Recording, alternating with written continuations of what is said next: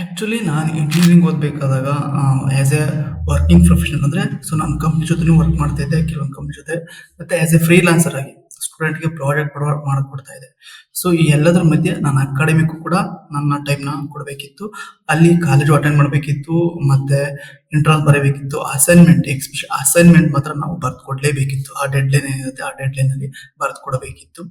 So extra work ಕೂಡ ಕಾಲೇಜಲ್ಲಿ ಕೊಡ್ತಾ ಇದ್ರು. ಅಸೈನ್ಮೆಂಟ್ ಆಗಿ ಎಕ್ಸ್ಟ್ರಾ ವರ್ಕ್ ಕೂಡ ಕಾಲೇಜಲ್ಲಿ ಕೊಡ್ತಾ ಇದ್ರು.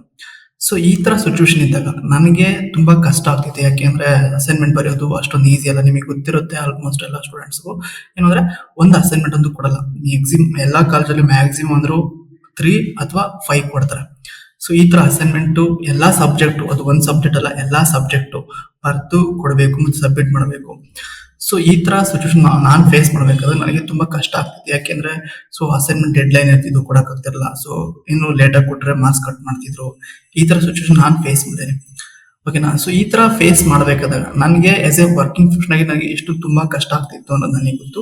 ಮತ್ತೆ ನಂತರ ಎಷ್ಟೊಂದು ಜನ ಕೂಡ ಈ ತರ ಸಿಚುವೇಶನ್ ಫೇಸ್ ಮಾಡ್ತಾ ಇದ್ದಾರೆ. ಆಸ್ ಸ್ಟೂಡೆಂಟ್ ಆಗಿ ನೀವು ಕೂಡ ಫೇಸ್ ಮಾಡ್ತಾ ಇದ್ರೆ, ಯಾಕೆಂದ್ರೆ ನಿಮ್ದೇನೋ ವರ್ಕ್ ಇರುತ್ತೆ ಅಥವಾ ನೀವೇನೋ ಕಲಿತಾ ಇರ್ತೀರ, ಏನೋ ಕೋರ್ಸ್ ನ ಕಲಿತಾ ಇರ್ತೀರ, ಏನೋ ಒಂದು ಹೊಸ ಟೆಕ್ನಾಲಜಿನ ಕಲಿತಾ ಇರ್ತೀರ, ಏನೋ ಹೊಸ ಸ್ಕಿಲ್ ನ ಕಲಿತಾ ಇರ್ತೀರ. ನೀವು ಆ ಅಸೈನ್ಮೆಂಟ್ ಕಡೆ ಜಾಸ್ತಿ ಗಮನ ಕೊಡಕ್ ಹೋಗ್ತೀರಾ. ಯಾಕಂದ್ರೆ ಕಾಲೇಜಲ್ಲಿ ಅಷ್ಟೊಂದು ಡೆಪ್ತ್ ಆಗಿ ಕೊಡೋದಿಲ್ಲ. ಅಸೈನ್ಮೆಂಟ್ ಬರ್ದು ಕೊಡ್ಲೇಬೇಕು ಆತರ ಡೆಪ್ತ್ ಆಗಿ ಕೊಡೋದಿಲ್ಲ ಅಂತಲ್ಲ. ಸೊ ಕೊಡ್ತಾರೆ, ಅದನ್ನ ನೀವು ಎಫಿಷಿಯಂಟ್ ಆಗಿ ಬರ್ದು ಕೊಡ್ಬೇಕು. ಅದು ಇಂಜಿನಿಯರಿಂಗ್ ಲೆವೆಲ್ ಅಥವಾ ಏನು ಡಿಗ್ರಿ ಲೆವೆಲ್ ಬರ್ತಾ ಇರೋದಲ್ಲ ಅಂತವ್ರಿಗೆ ತುಂಬಾ ಕಷ್ಟ. ಯಾಕೆಂದ್ರೆ ಅಸೈನ್ಮೆಂಟ್ ಆ ಡೆಡ್ ಲೈನ್ ಬರ್ದು ಕೊಡಕ್ಕಾಗಲ್ಲ.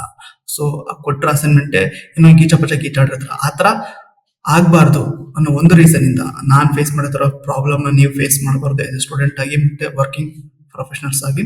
ಸೊ ನಿಮ್ಮೆಲ್ಲ ಈ ತರ ಸಿಚುವೇಶನ್ ಅಥವಾ ಪ್ರಾಬ್ಲಮ್ಗೆ ನಾವು ಒಂದು ಸೊಲ್ಯೂಷನ್ ಕಂಡಿಡಿದೀವಿ. ಓಕೆನಾ. ಸೊ ಆ ಸೊಲ್ಯೂಷನ್ ಏನು ಅಂತ ಈಗ ನೋಡ್ತಾ ಹೋಗೋಣ ಬನ್ನಿ. ಇದು ನಾವು ಇಂಟ್ರೊಡ್ಯೂಸಿಂಗ್ ಮಾಡಿರೋ ನ್ಯೂ ಪ್ಲಾಟ್ಫಾರ್ಮ್. ಸೊ ಇಲ್ಲಿ ನೀವು ಜಸ್ಟ್ ನಮ್ಮ ಪೇಜ್ಗೆ ವಿಸಿಟ್ ಮಾಡೋದು ನೋಡಿ, ಇದು ಈ ತರ ಇಂಟರ್ಫೇಸ್ ಬರುತ್ತೆ. ಆಸ್ ಎ ಸ್ಟೂಡೆಂಟ್ ಆಗಿರಲಿ ಅಥವಾ ಆಸ್ ಎ ವರ್ಕಿಂಗ್ ಪ್ರೊಫೆಷನಲ್ ಆದರೂ ಆಗಿರಲಿ, ನಿಮ್ಮ ಹತ್ರ ಅಸೈನ್ಮೆಂಟ್ ಬುಕ್ಸ್ ಇದೆ, ಬಟ್ ಅದನ್ನ ರೈಟರಿಗೆ ಕೊಡಬೇಕು ಅಥವಾ ರೈಟರಿಂದ ನೀವು ಬರೆಸ್ಕೋಬೇಕು. ಮತ್ತು ಯಾರೇ ಪ್ರತಿಯೊಬ್ಬ ಸ್ಟೂಡೆಂಟ್ ಆಗಲಿ ವರ್ಕಿಂಗ್ ಪ್ರೊಫೆಷನಲ್ ಆಗಲಿ ಏನೇ ನೀವು ಒಂದು ಪರ್ಸನ್ ಆಗಿರಲಿ, ಸೊ ನಿಮ್ಮ ಅಸೈನ್ಮೆಂಟ್ ಈ ಪ್ಲಾಟ್ಫಾರ್ಮ್ ಮುಖಾಂತರ ಬರ್ಕೊಡ್ತಾರೆ. ಸೊ ರೈಟರ್ಸ್ ಅದು ಎಲ್ಲಿಂದ, ಎಲ್ಲೂ ಬೇರೆ ಕಡೆಯಿಂದ ಬೇರೆ ಊರಿಂದ ಅಲ್ಲ, ನೀವು ಹತ್ರ ಇರೋ ಜಾಗದಿಂದಾನೆ ಮಾತ್ರನೇ ಬರ್ಕೊಡ್ತಾರೆ. ಸೊ ಯಾವ ತರ ಇದನ್ನ ಯೂಸ್ ಮಾಡ್ತಾ ಇದೆ ಸ್ಟೂಡೆಂಟ್ ಆಗಿ ಅಂತ ನೀವು ಇನ್ ಡೆಪ್ತ್ ನೋಡ್ಬೇಕಂದ್ರೆ ವಿಡಿಯೋನ ಕೊಟ್ಟಿರ್ತೀವಿ ಈ ಪ್ಲಾಟ್ಫಾರ್ಮ್ ವಿಸಿಟ್ ಮಾಡಿದ್ಮೇಲೆ. ಸೊ ನೀವು ಜಸ್ಟ್ ಇದನ್ನ ಯಾವ ತರ ಯೂಸ್ ಮಾಡಿದ್ರೆ ಸಿಂಪಲ್ ಆಗಿ ತೋರಿಸಿ ನೋಡಿ. ಈ ಪ್ಲಾಟ್ಫಾರ್ಮ್ ಜಸ್ಟ್ ಬಂದ್ಬಿಟ್ಟು ಸ್ಕ್ರಾಲ್ ಮಾಡ್ತಾ ಬಂದ್ರೆ ನೋಡಿ, ಈಗ ನಾನಿರೋ ಏರಿಯಾ SS ಪುರಂ. ಸೊ ಈ SS ಪುರಂ ಅಲ್ಲಿ ನೋಡಿ, ತುಮಕೂರಿನ SS ಪುರಂ ಅಲ್ಲಿ ನಾನಿದ್ದೀನಿ, ನನ್ನ ಏರಿಯಾದಲ್ಲಿ. ಸೊ ನನ್ನ ಏರಿಯಾದ ಮುಖಾಂತರ ಈಗ ಯಾರು ನನಗೆ ನಿಯರ್ ಬೈ ರೈಟರ್ಸ್ ಯಾರಿದ್ದಾರೆ ಅಂತ ಅಷ್ಟು ಜನ ಫೆಚ್ ಆಗ್ತಾರೆ ಇಲ್ಲಿ. ಸೊ ಯಾರ್ಯಾರು ರಿಜಿಸ್ಟರ್ ಆಗಿದ್ದಾರೆ ಅಷ್ಟು ಜನ ಇಲ್ಲಿ ಫೆಚ್ ಆಗ್ತಾರೆ. ಫಾರ್ ಎಕ್ಸಾಂಪಲ್ ಈಗ ನಾನು ಸಿರಾ ಗೇಟ್, ಓಕೆ.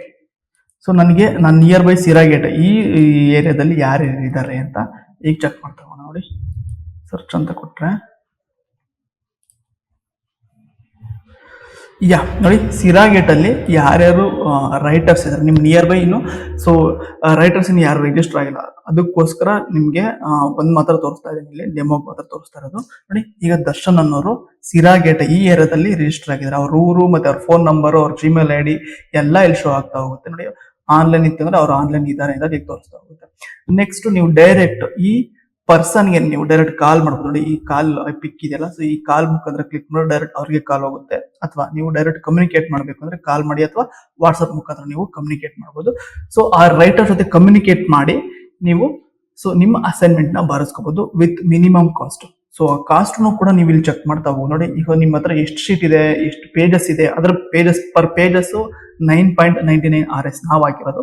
ಸೊ ನಿಮ್ಮ ಹತ್ರ ಎಷ್ಟು ಪೇಜಸ್ ಇದೆ, ನೀವು ಜಸ್ಟ್ ಬರೀಬೇಕು, ಒಂದು 15 ಪೇಜ್ ಬರೀಬೇಕಾ, ಸೊ 15 ಪೇಜ್ ಅಂತ ಹಾಕಿ 15 ಪೇಜ್ ಎಷ್ಟಾಗುತ್ತೆ ನೋಡಿ. ಇಷ್ಟನ್ನ ನೀವು ಡೈರೆಕ್ಟ್ ಯಾರಿಗೆ ಪೇ ಮಾಡಬೇಕಾಗಿರುತ್ತೆ, ಸೊ ರೈಟರ್ಸ್ಗೆ ಪೇ ಮಾಡಬೇಕು. ಯಾವ್ದ್ರ ಮುಖಾಂತರ, ಈ ಪ್ಲಾಟ್ಫಾರ್ಮ್ ಮುಖಾಂತರ. ನೀವು ಡೈರೆಕ್ಟ್ ರೈಟರ್ಗೆ ಪೇ ಮಾಡೋ ಅವಶ್ಯಕತೆ ಇಲ್ಲ. ಈ ಪ್ಲಾಟ್ಫಾರ್ಮ್ ಮುಖಾಂತರ ನೀವು ರೈಟರ್ಗೆ ಪೇ ಮಾಡಬೇಕು. ಓಕೆನಾ. ಸೊ ಈ ತರ ನಮ್ಮ ಆ ಪ್ಲಾಟ್ಫಾರ್ಮ್ ಯೂಸ್ ಮಾಡಬೇಕಾಗಿತ್ತು ಆಸ್ ಎ ಸ್ಟೂಡೆಂಟ್ ಆಗಿ, ಯಾರು ವರ್ಕಿಂಗ್ ಪ್ರೊಫೆಷನಲ್ ಆಗಿ. ಈ ತರ ಒಂದು ಇಂಟರ್ಫೇಸ್ ನ ನಾವು ಹೊಸದಾಗಿ ಇಂಟ್ರೊಡ್ಯೂಸ್ ಮಾಡಿದೀವಿ. ಸೊ ಯುಟಿಲೈಸ್ ಆಗುತ್ತೆ ಅನ್ಕೊಂಡಿದ್ದೀನಿ, ತುಂಬಾ ಜನಕ್ಕೆ ಯುಟಿಲೈಸ್ ಆಗುತ್ತೆ ಅನ್ನೋ ಒಂದೇ ಒಂದು ರೀಸನ್ ಇಂದ ಈ ಪ್ಲಾಟ್ಫಾರ್ಮ್ ನ ರಿಲೀಸ್ ಮಾಡ್ತಾ ಇದೀವಿ. ಸೊ ನಾನು ಫೇಸ್ ಮಾಡಿದ ಪ್ರಾಬ್ಲಮ್ಸ್ ನ ನೀವು ಯಾವುದೇ ಸ್ಟೂಡೆಂಟ್ ಆಗಿ ಮತ್ತೆ ವರ್ಕಿಂಗ್ ಪ್ರೊಫೆಷನಲ್ ಆಗಿ ಯಾವುದೇ ನೀವೇನೋ ಕೆಲಸ ಮಾಡ್ಕೊಂಡು ಅಸೈನ್ಮೆಂಟ್ ಸಬ್ಮಿಟ್ ಮಾಡಿದ ಡೆಡ್ ಲೈನ್ ಅಲ್ಲಿ ಈ ತರ ಏನಾದ್ರು ಪ್ರಾಬ್ಲಮ್ ನ ಫೇಸ್ ಮಾಡ್ತಾರೆ ನಮ್ಮ ಪ್ಲಾಟ್ಫಾರ್ಮ್ ಮುಖಾಂತರ ನೀವು ಅಸೈನ್ಮೆಂಟ್ ನ ಬೇಗ ಬರೆಸ್ಕೋಬಹುದು ಮತ್ತೆ ಅತಿ ಶೀಘ್ರದಲ್ಲೇ ವಿತ್ ಮಿನಿಮಮ್ ಕಾಸ್ಟ್ ಅದು. ಸೊ ನೀವು ಏನೋ ಒಂದು ಎಲ್ಲೋ ಖರ್ಚು ಮಾಡೋ ಅಮೌಂಟ್, ಒಂದು ಫಿಲಮ್ ಖರ್ಚು ಮಾಡ್ತಿರೋ, ಒಂದು ಪಿಜ್ಜಾನ ತಿಂತಿರ್ತಾರೆ, ಏನೋ ಒಂದು ಅಮೌಂಟ್ ಅನ್ನ ನೀವು ಎಲ್ಲೋ ಖರ್ಚು ಮಾಡೋಕ್ ಬದಲಿಗೆ ಸೊ ರೈಟರ್ಸ್ಗೆ ಕೊಡಿ, ಅವರು ಬರ್ಕೊಟ್ಟು ನಿಮ್ಗೆ ಬರ್ಕೊಡ್ತಾರೆ ಮತ್ತೆ ಅವ್ರಿಗೆ ಮನಿ ಕೂಡ ಅರ್ನ್ ಆಗ್ತಾ ಹೋಗುತ್ತೆ. ಓಕೆನಾ. ಸೊ ರೈಟರ್ಸ್ಗೆ ಹೆಲ್ಪ್ ಮಾಡಿ, ನಿಮ್ಗೂ ಕೂಡ ಹೆಲ್ಪ್ ಆಗುತ್ತೆ. ಸೊ ಐ ಹೋಪ್ ಯು ಈ ಪ್ಲಾಟ್ಫಾರ್ಮ್ ಎಲ್ಲರಿಗೂ ಇಷ್ಟ ಆಗಿದೆ ಅನ್ಕೋತೀನಿ. ಓಕೆನಾ. ಸೊ ಒಂದ್ಸಲ ವಿಸಿಟ್ ಮಾಡಿ, ಯಾರಿಗೆಲ್ಲ ಅವಶ್ಯಕತೆ ಇದೆ ಅಂತವ್ರಿಗೆ ಯೂಸ್ ಮಾಡ್ಕೊಳ್ಳಿ.